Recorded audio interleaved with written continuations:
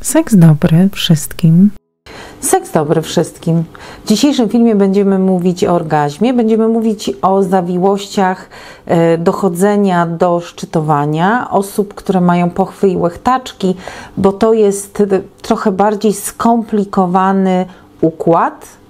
Będziemy dyskutować nad tym, dlaczego orgazm pochwowy jest dla zaawansowanych. Zaraz, jeszcze raz. Nie, dobrze, tak będziemy mówić. Oglądajcie do końca, bo na końcu podam kilka wskazówek bardzo cennych i mam nadzieję, że pójdziecie z nimi w świat. Orgazm to reakcja organizmu na intensywną pieszczotę, na intensywne pieszczoty, stymulacje i narastające podniecenie seksualne. Jest to taki moment, kiedy układ nerwowy, ja używam takiej metafory, to jest moja osobista metafora. Układ nerwowy przeładowuje się, rozumiecie, jest tak bardzo zajęty, jest tak bardzo absorbowany, że po prostu i tyle bodźców dochodzi do tego mózgu w takiej intensywności, że po prostu on nie wytrzymuje. Następuje rozbłysk, cały mózg zaczyna błyskać, szaleć. Niektórzy nawet tracą przytomność przy dobrym orgazmie, ale nie wszyscy. W czasie orgazmu możemy krzyczeć, możemy milczeć, możemy płakać, możemy się śmiać. Jest mnóstwo reakcji, które są spowodowane orgazmem. Oczywiście są też reakcje całego ciała, nie tylko jakby te wokalizy różnego typu lub ich brak, ale też w czasie orgazmu przeżywamy skurcze całego ciała, skurcze mięśni dna miednicy, skurcze macicy.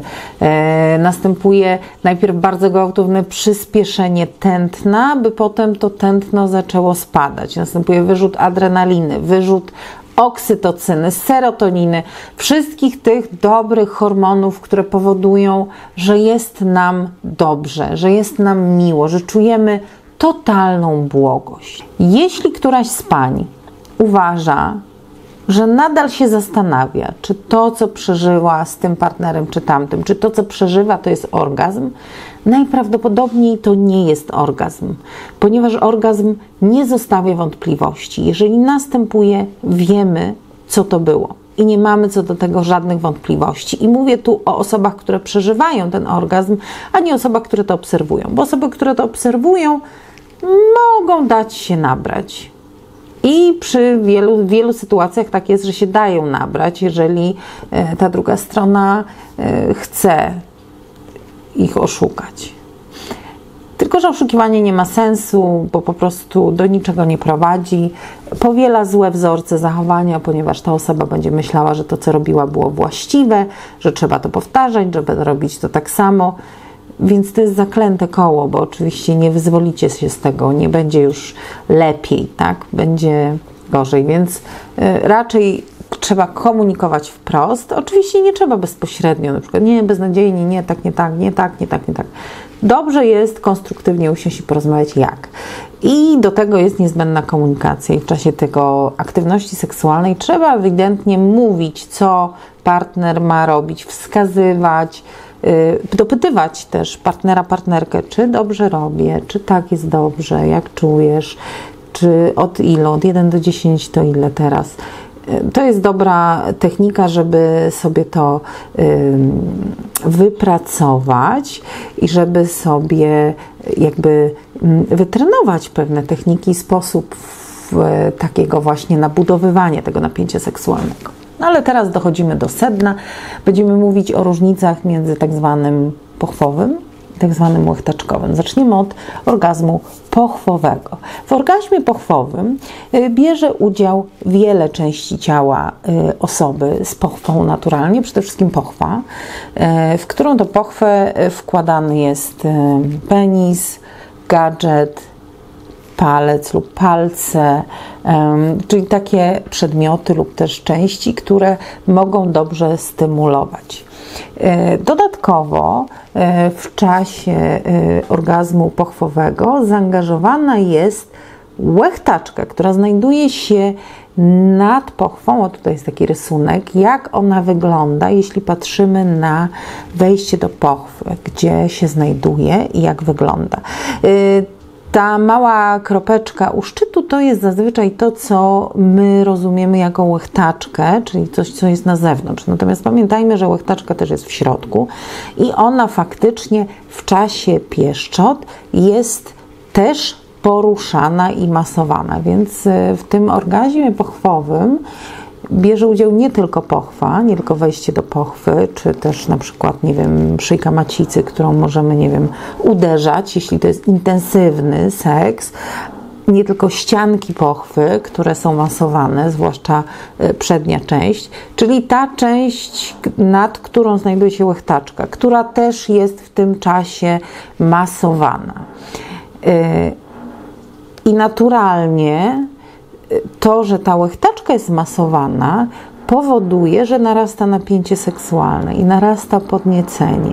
Jeżeli masujemy tą część, to masujemy też komórki, które u mężczyzn tworzą prostatę, czyli to są też takie gruczoły, które znajdują się na przedniej ścianie pochwy, prostata kobieca, tak się to mówi.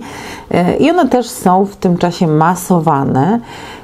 Żeby doszło do orgazmu w wyniku takiego masażu, potrzebna jest odpowiednia technika, odpowiedni czas, umiejętności, delikatność, odpowiednie dociskanie tych miejsc, bo nie chodzi o to, żeby tam coś trzeć, bo tam nie ma zakończeń nerwowych, więc to tarcie nic nie pomoże, ale dociskanie łechtaczki do góry, dociskanie będzie powodowało orgazm pochwowy. Dociskanie łechtaczki, czyli łechtaczka jest tak naprawdę odpowiedzialna za orgazm pochwowy. Czyli to jest orgazm łechtaczkowy, tylko zrobiony trochę inaczej, od środka. I oczywiście mamy też orgazm łechtaczkowy, który jest znacznie prostszy dla wszystkich, bo stymulowana jest łechtaczka na zewnątrz. Jest stymulowana żołądź łechtaczki, pieszczona, masowana, dotykana. Bardzo szybko następuje stymulacja, podniesienie napięcia seksualnego i bardzo szybko może nastąpić rozkosz. Jeżeli połączymy te dwie techniki, czyli będziemy masować i od środka, i łechtaczkę od zewnątrz, możemy mieć pewność, że orgazm będzie jeszcze szybszy, intensywniejszy. Oczywiście bardzo często pojawia się dyskusja, że na przykład no moja partnerka to bardzo długo, albo oj proszę pani, ja to bardzo długo, to jest aż mi ciężko, bo to tak trwa. I co ja mogę na to powiedzieć? No chciałabym rozwiać wszystkim tę bajkę, że to ma być tak samo krótko jak u mężczyzn, bo nie będzie. Kobiety czy osoby z łechtaczką i pochwą najczęściej według statystyk szczytują od 0 do maksimum podniecenia, czyli do tego momentu szczytowania. Ten czas, który jest, wynosi około 2 razy dłużej niż osób z penisami. To oznacza nawet 40 minut. Nawet 40 minut, 50 minut może będzie trzeba stymulować tę partnerkę. Ma to swoją zaletę, o dziwo.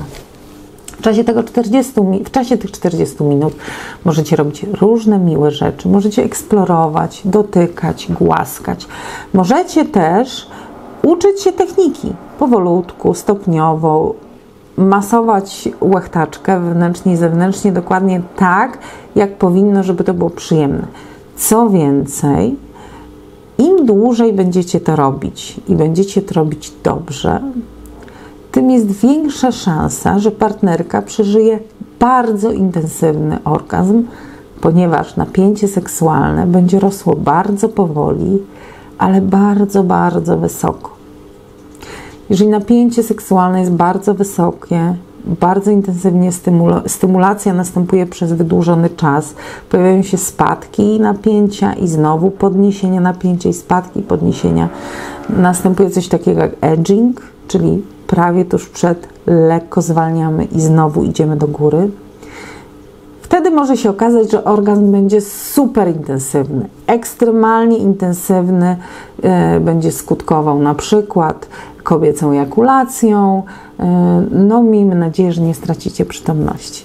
Ale chcę powiedzieć, że to, że on trwa dłużej, to oznacza, dochodzimy do niego dłużej. To oznacza, że sam orgazm też będzie trwał dłużej. Będzie intensywniejszy, będzie znacznie kolorowszy i znacznie piękniejszy. Jeżeli jesteście dziewczyną lub też osobą z pochwą i łechtaczką, która w ten sposób szczytuje, to powinniście się cieszyć, powinniście to celebrować i wręcz upajać się tym, że możecie się bawić i mieć taki piękny, intensywny orgazm. Co do partnerów tych osób, chcę zwrócić uwagę, że choćby niektórym się wydawało, że to jest długo i pracochłonnie, to czyż nie chcecie, żeby osoba tylko z Wami przeżywała takie wspaniałe chwile i takie cudowne orgazmy? To jest chyba fajne. Więc tak, nie ma czegoś takiego jak orgazm pochwowy. Jest orgazm, zawsze bierze udział w orgazmie łechtaczka. Dlatego, myśląc o tym, pamiętając o tym, komunikujcie się ze sobą. Tu dochodzimy do tych punktów. Komunikujcie się ze sobą, rozmawiajcie, sprawdzajcie, które miejsca na Waszych ciałach są wrażliwe. Dotykajcie, głaszcie łechtaczkę na zewnątrz, ale też uczcie się pieścić ją od środka. Nie bójcie się czasu. Czas jest Waszym sprzymierzeńcem. Cześć!